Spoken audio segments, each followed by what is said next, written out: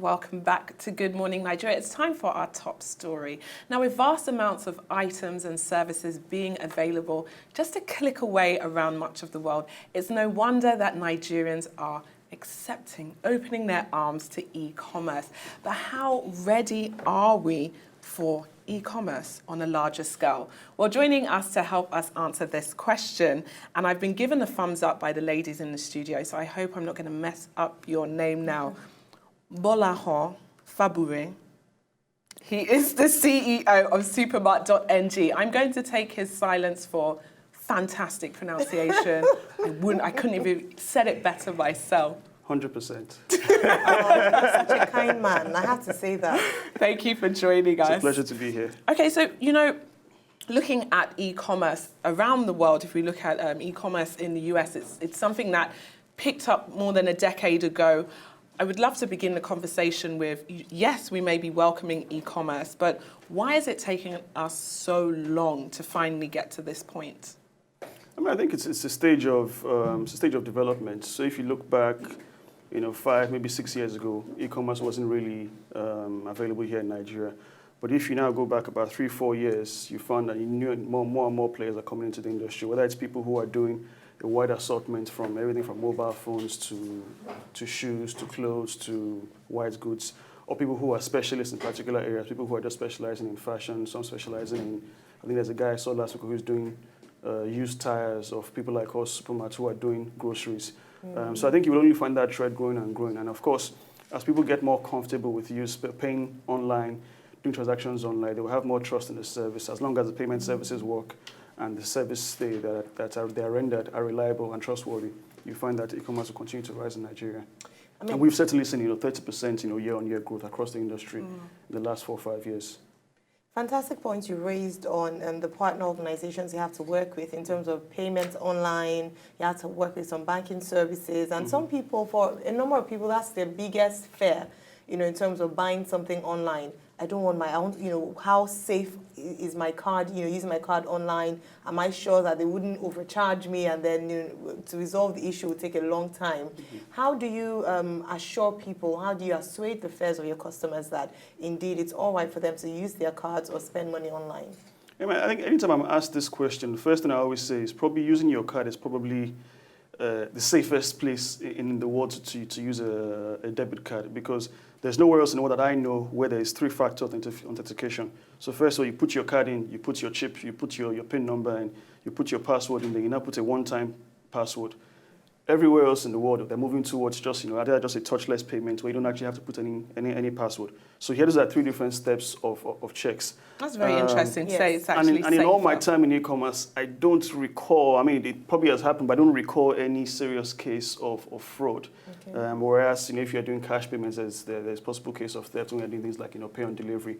But with actual card payments, I don't recall any case of any customer being defrauded because, they put their card in and it was paid into a different company or someone stole their card details. So I think that fear comes from that 419 era. Yes. I think that 419 era is largely gone. So people should not feel that using their card is an unsafe way to pay. So even if you think about the CBN is trying to push cashless payments. So I think it's only natural that we find payments moving towards this segment more and more.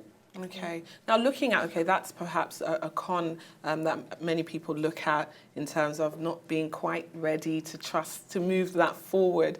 But what are the benefits of e-commerce to Nigeria? Why should we be, happy that we're seeing that this sector is growing? It feels as if Nigerians only care about corruption right now, but the economy is still it's on a lot of our minds. So what is the greater benefit for the economy when looking at e-commerce growing?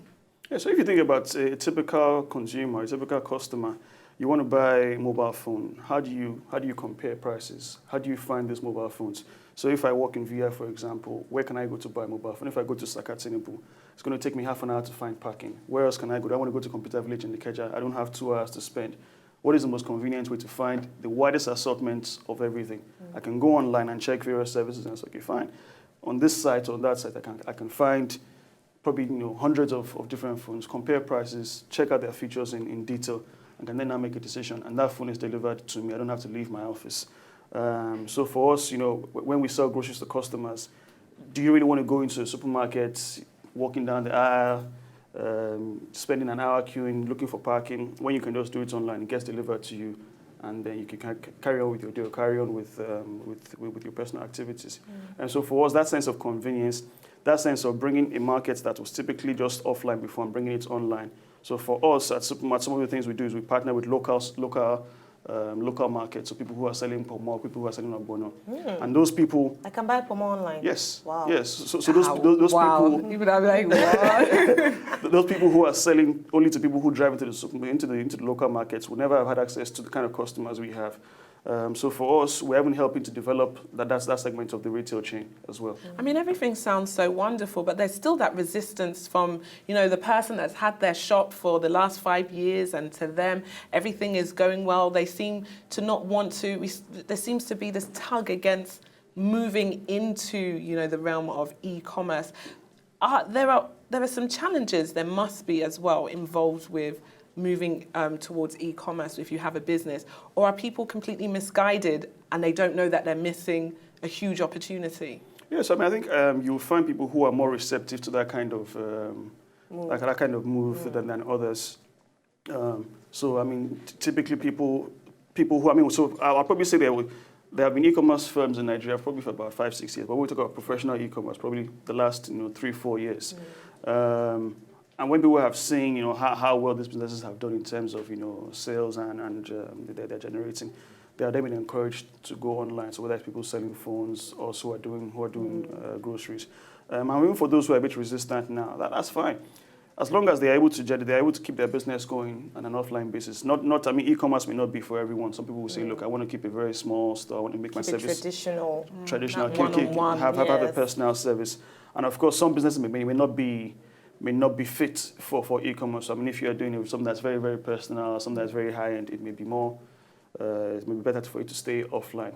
But if you are doing everyday goods, you're selling phones, clothes, groceries, shoes, electronics, then I think opening up your business to an online market is the way of the future. So even if you're not doing it now, at some point it will start to move. Then even if you're not doing it, your competitor will do it. And once your competitor moves, you almost have to follow.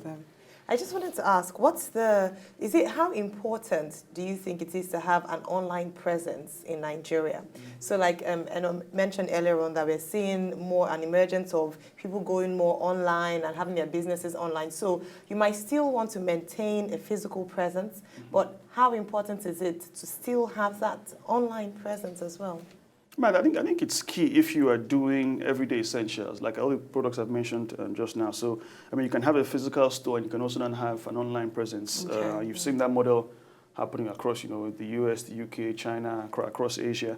So I think it is something that people will have to do. But of course, people who have been in traditionally offline stores for a long time, 5, 10, 15 years, they will have to spend some time understanding what it takes to be an online business, because of course it requires a different set of competencies to run an online business. You have to think of how you attract customers, yes, how you deliver a service on time, how do you work out the payment solutions, which is different from saying I'm going to have a store in a good location in VI, Ikeja, or wherever, and customers will come in and I can serve them and they come in and they leave. So of course thinking about those things would require require time, or require you to invest in finding the right people to run those businesses. So I think, yes, do it, but make sure you're prepared for what the business entails when you jump in. Okay, well, thank you very much for joining us. I do hope you watching at home that if you were a bit resistant about e-commerce, you've, from this conversation, decided if it's for you or not for you. Now we're going to head over, thank you for joining us. I'm so ready to see Mr. Victor. This, of course, was Gbolahan Fagbure, the CEO of Supermart.ng. Let's head over for another news update with Mr. Victor.